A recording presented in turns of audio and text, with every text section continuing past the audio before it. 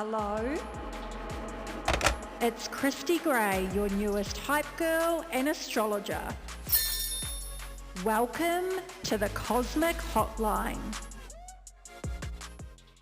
Hello, sweet stargazer, and welcome to another episode of the Cosmic Hotline. We're going to dive straight in this week. This is our live session with Danielle. We're going to be unpacking Danielle's chart today, and the intro of this episode, her and I dive into exactly what her question is, and we're going to navigate it throughout the course of this episode.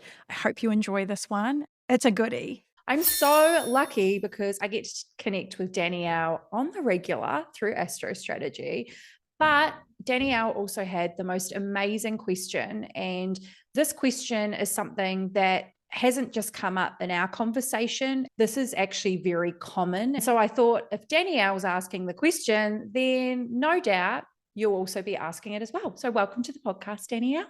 Thank you. Thank you for having me. I'm so excited to dive deep into this because it's something that I know I annoy you with every time we have an Astro Strat sesh. I think it's a problem that I've been asking myself for 30 years on this planet. So hit us with the question. So call it multi-potentialite, call it man-gen, I don't know. Call it just never happy with anything, never satisfied. But it feels like I've always spent my life searching for my purpose, for direction, and I'll go through tangents of like absolutely loving something and obsessing over it and then deciding this is my purpose, my true calling. I'm going to just invest so much time and money and energy. I'm going to learn it. I'm going to become an expertise. And then I do that. And then, as soon as I kind of master it, I'm tired, I'm burnt out, I'm over it, I'm bored.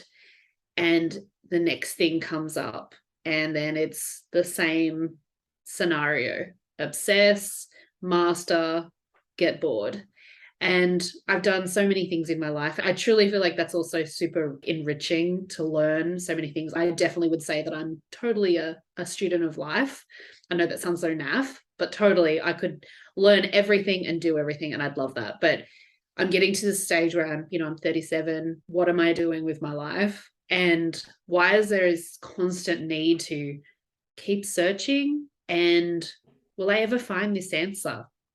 Will I ever be happy? I love this question for so many reasons, because your natal chart is a perfect example of this particular question. And it's actually quite common. Yours specifically, though, there's some real key aspects that we'll unpack today that will give you the answer as to why you're essentially like this. But before I dive into the astrology specifics, which is the fun stuff, I kind of wanted to pose this question to you because I'm naturally curious. Is there a common thread between everything that you've become obsessed with? Like, absolutely, in the sense of like creativity and empathy. And I feel like it's always kind of centered around helping others and also having creative expression. So for instance, when I left high school, I studied fashion design, and then I ended up like dropping out because I hated sewing, which is such a typical like me thing to do. It's like, oh, it's too hard. Not going to do it anymore.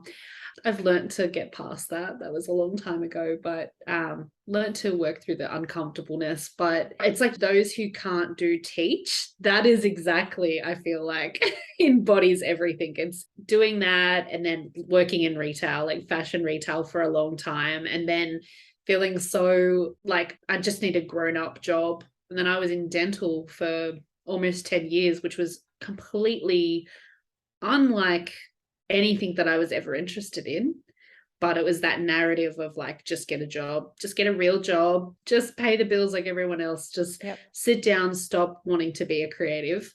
That was kind of the narrative I was feeding myself, plus what the narrative was coming from around me. And in between that, I studied floristry. I've worked in multiple retail situations, from operations to obviously on the floor and stuff. And then I went into accounting, from then going into corporate, and not just like doing one area, but like learning marketing, learning HR, learning facilities, operations. I just couldn't ever stop at just mastering the one thing. And then I was just like at 30, woke up one day and was like, I don't want to do this shit anymore. I'm just going to become a graphic designer. And I thought that would be a way to kind of enmesh my creativity with the corporate kind of world. And then in between that, I've done random retail jobs as well. And it's just, it feels like it's layer upon layer that's not really going anywhere. And quite frankly, I just don't want to do anything. Like if I had to distill it down, I would like, I don't want to do anything. I'd love to just tend to my chooks. I have different ideas every month. I'm like, oh, I could start a flower farm because I have like my veggie patch and I'm a natural gifted grower and my mother was a gardener. And so it's like all those weird pieces like, oh, well, I've done that before, so I'm just going to monetize that. Like it's that kind of thing. So, what I picked up from all of the things that you have done is that when you answered in the beginning, like everything is really tied to creativity and empathy. I would 100% agree. And that also makes sense with what makes you you in your natal chart. But there is a couple of things I wanted to ask you in response to that is that the teaching is really significant, which I do want to talk about. But I also want to gain clarity on if you could do nothing, would you get bored with doing nothing? Or is it just because of where you're at right now and the uncertainty, which makes you feel cool to do nothing at all? Look, it's probably a little bit of column A and a little bit of column B. I think, I was having this conversation actually recently, and I don't know if I'm a very traditionalist person as well. I grew up with my grandparents who had a very traditional role, and I really enjoy doing the home duties thing. And I know that like I'm a staunch feminist. So for me, it's really conflicting because I'm just like, I'm totally happy to wash dishes all day. But my fellow females worked really hard to get out of the kitchen.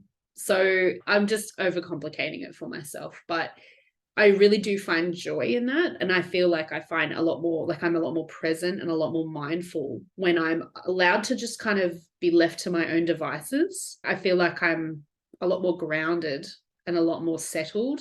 I love learning, as I said, I love learning and I love doing, and I enjoy mastering new things. There's a part of me, and I know we've talked about it before, and it's like, I just want to grow veggies and potter around with my chooks and just live a complete life of fantasy.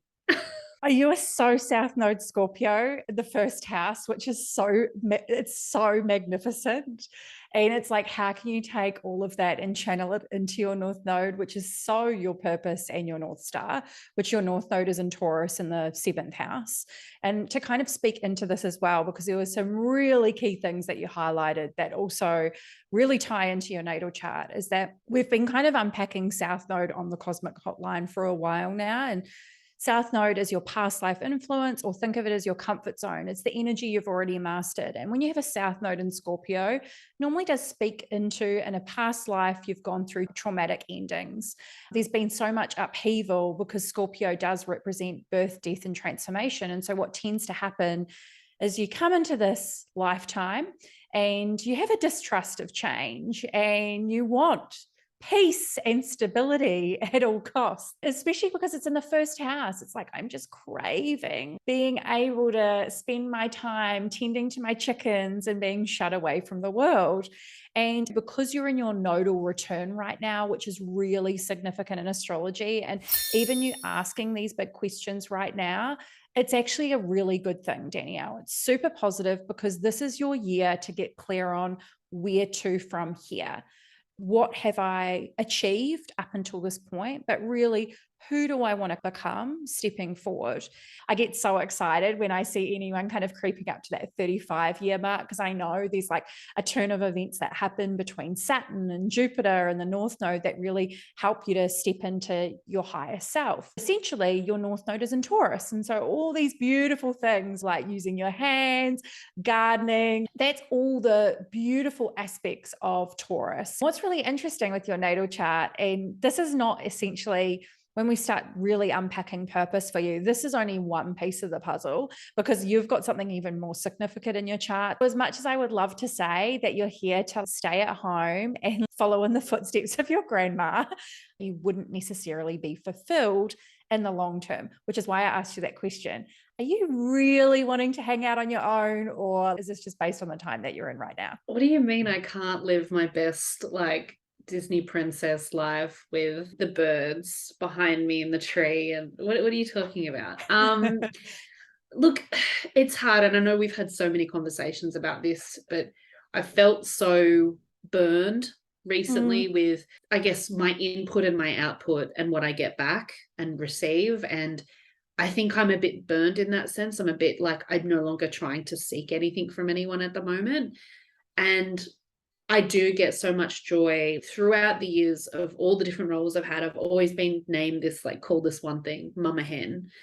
I've always had that label. Everyone has always come to me for support and guidance, and I've taken many mentor roles, not only in just what I'm, currently doing at the moment as a graphic designer mentor, but I've always stepped up to try and guide people. I really find joy in that. And that's when I was kind of thinking, oh, should I become like a counselor? That was something I was really thinking about at the end of last year. And then there are a few things that I thought to myself, I like the idea of this, but I also like being able to step away and just being able to have some boundaries. As much as I absolutely love to dedicate my time and energy to helping people, I also know that as an empath, especially, it's easy for me to burn out, and it's easy for me to also become very resentful, especially being a creative, feeling like I've not created on my own terms for a really long time. We've talked about the feeling that it's time for me to create for myself.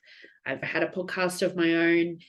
I ended up living very vicariously through my own guests about their creative lives, and didn't really help me to step into creating for myself. So that's what I feel like. I'm ready to burn it all down to the ground and then kind of start back up. Sometimes you need to do that as well, especially because you've got Sun in Leo, Mars in Leo, and Mercury in Leo, and they're really they're grouped together in a winning trifecta, essentially, in your 11th house. And Mars, too, it's your energy output, which it's like, if I am not getting the response that I want or the result that I want, or something's not meeting my expectation, I am impatient, I'm done, I'm burning it to the ground. There are some key things here I wanted to highlight. This is why I love astrology, because it's incredibly confirming, is that you need the boundaries in place. So sure, you could absolutely do anything in a mentoring role. I actually think mentoring is your superpower. That's something to consider when you start to craft this list of what is this purpose of mine.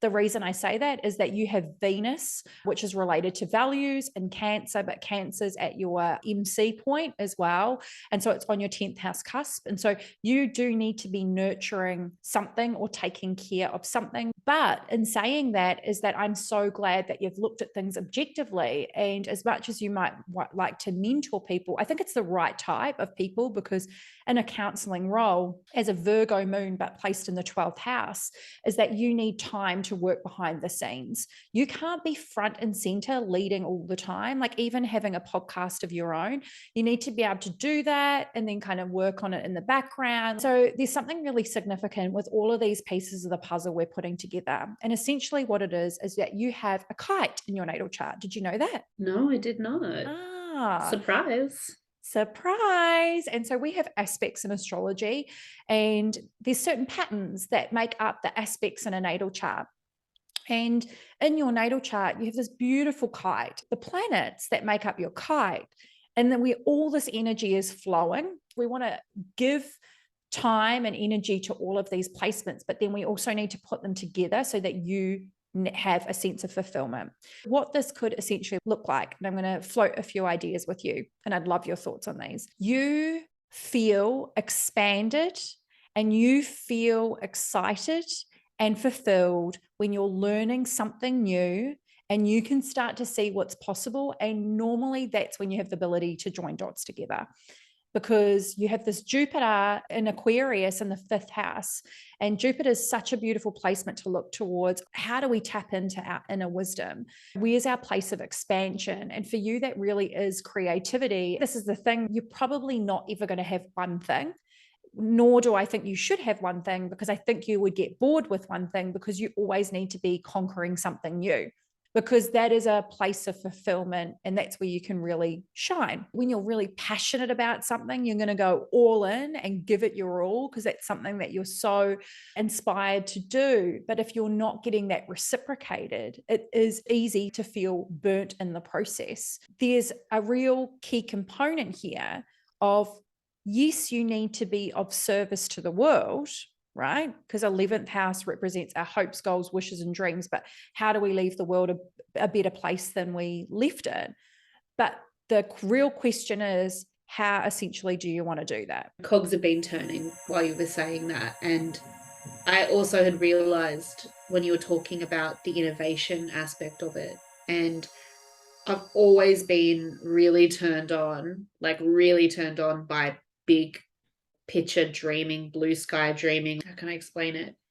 It's kind of before the commitment hits. Does that make sense? So it's like, I love doing that for other people, because if someone comes to me and says like, I don't know what to do. And it's like, if it's so clear as day for me, I'll be like, why don't you do this? Why don't you do this? I've given people like a pivotal push to follow something they've been dreaming about, because I've connected the dots for them. Like, yeah, but if you do that, you can do that. And that really lights me up. And I think a lot of it as well is also being trusted to be able to do that. And I feel like I've been really trusted in my role for a really long time. It's kind of also being scared of staying in the industry, because I feel like I'm well and truly done. So it's almost like, where does it all fit? I fully agree with you that I think my blueprint is always going to be that it's many different things at many different times, and some are monetized, some are not. I have to learn to accept the fact that, just understanding I'm allowed to be multi-passionate. I'm allowed to love different things, because society tells us that you should be a master and expert at one thing, and you should be at service to that one thing. It's such a really hard narrative to break, especially if your family members believe that too and have lived their lives like that. And, it's hard to feel accepted. It's like flip-flopping and non-committal, and I always wonder and worry about what people think about me, because it's like they talked to me last year and I was doing something entirely different, so it's like feeling judged for wanting to do so many things has always held me back a bit as well. So this conversation I have with so many different people. So for anybody listening that has also heard me say this is quite normal for me to share this. I attract a certain type of person normally to work with me. They're passionate. Normally they want more than what life's offering them right now. They're normally multi-passionate too. But one of the key things, and I'm going to share based on my own example, because essentially all you need to do is a reframe. And it's the hardest thing to do, but when you have that light bulb moment, everything changes. So I'm multi-passionate. I have 6 placements in fire signs. Fire's kinesthetic. It needs movement. And for me, I didn't want to, in the beginning, be known just as an astrologer, because I felt like if I was known as just an astrologer, I was putting myself in a box, and it was actually stopping me from all of these other opportunities. And then I was like, but hang on a minute, what's this thread? And this is why I asked you that in the beginning. Well, what's this thread between everything that you love? And there will be, and it's up to you how you want to define that. And for me, it's always been about empowerment. No matter what I do, whether it be through studying nutrition, I wanted to understand how to eat and nourish my body so I had more energy and vitality, which is a source of empowerment for me as an individual. I ended up studying astrology as a way to understand myself and the world around me. Again, it's this layer of empowerment. And then I took it one step further, and because for me, my Virgo brain, well, probably my Mercury and Virgo, if I'm honest, needs to kind of label something. And I think as human beings, we need to label something so then we understand it. And then once we understand it, we own it and we step into a place of confidence. And so I was like, okay, well, that's what I'm chasing. That's the feeling, right? What am I trying to move away from? And normally it's uncertainty, which is such a caveat because nothing is certain. But anyway, this is why we stargaze, right? Because it gives us a sense of control. And when I thought about all of these elements, I was like, hang on a minute. I am an astrologer, and astrology is at the center of my ecosystem. It's like, what's going to be at the center of your ecosystem if you're multi-passionate? And there's no reason why you can't have all those things around it. Now, that center of your ecosystem could be an identity. We like labels, or it could be a word, a feeling you give to people. It could be the person that you wish to embody longer term, whether that's a mentor, but you can decide on one thing, but as long as that one thing encapsulates all things. And so essentially, I write for media and brands. I'm writing a book at the moment. I have the podcast. I still say, hand on heart, like my client one-to-one stuff is my favorite thing to do, and I'll never step away from that. Sure, I might run a masterclass from time to time, but they all feed into the same thing. But I'm clear on what's at the center. And so I think as soon as you start to really unpack what's at the center of your ecosystem or your universe, everything else will unravel. Now, there's two parts to this, I think, based on where you're at right now. Number one, I would use your creativity practices solely for you momentarily. You just nailed it. I literally was thinking, what's my center? What's my core? And I was like, what it keeps coming back to is I want to create. And what does that look like? It's not necessarily creating for clients, it's creating for myself. I said to someone recently, like, I kind of want to do what my clients have been doing this whole time. I want to have my own thing. I want to be obviously really mindful and pretty conscious about what I create and put out in the world, because capitalism, baby. As I said, the cogs are moving and realizing, like, I want to create this beautiful life. I want to create this beautiful veggie patch. I want to create this Disney princess without the patriarchy life. I want to create something that's meaningful. And I think that's what I want to give to people, more meaning, like more meaningfulness with their lives. That's so beautiful, because once you land on that creativity, that was the first thing you said. That's been the common thread for you. It's about reframing creativity for you. And when you have been burnt and you're also not creating for yourself anymore, how can you love like your creative practices? You can't, because you're not creating in a way that's helping to fulfill your desires and your dreams and your needs. But when you can start creating with no expectation on the outcome, try to detach the monetization from it. It allows you to fall back in love with the practice, essentially. I hope you enjoyed this week's episode, and I'm going to keep it real with you, babes. Danielle and I chatted for over an hour in this conversation, and we had one of her other astro strategies only the other day. She still hasn't found her thing yet, but she knows what's at the center of her ecosystem. She has made some big, bold leaps and made a decision in her career, which I'm really excited about. The reason I'm sharing this with you is that sometimes you're not going to instantaneously find your thing.